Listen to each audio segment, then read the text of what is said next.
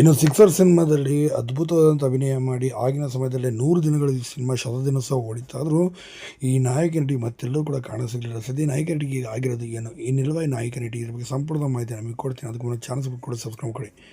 2006ರಲ್ಲಿ ಪ್ರಜ್ವಲ್ ದೇವರಾಜ್ ಅವರು 19ನೇ ವಯಸ್ಸಿಗೆ ನಾಯಕನಾಗಿ ಅಭಿನಯಿಸಿದಂಥ ಅದ್ಭುತವಾದ ಆ್ಯಕ್ಷನ್ ಸಿನಿಮಾ ಅಂತ ಹೇಳ್ಬೋದು ಸಿಕ್ಸರ್.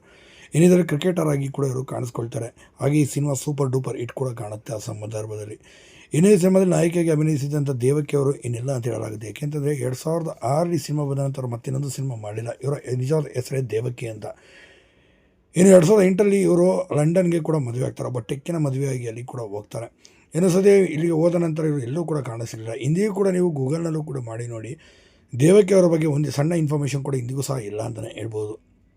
ಸದ್ಯ ಈಗಿರೋ ಮಾಹಿತಿ ಪ್ರಕಾರ ದೇವಕಿ ಅವರು ಲಂಡನ್ನಲ್ಲಿ ಪತಿಯ ಜೊತೆ ಆರಾಮಾಗಿ ನೆಮ್ಮದಿ ಜೀವನದ ಜೊತೆ 2 ಮಕ್ಕಳ ತಾಯಿಯಾಗಿ ಇಂದು ಇದ್ದಾರೆ ಅಂತಲೂ ಕೂಡ ಹೇಳಲಾಗುತ್ತೆ.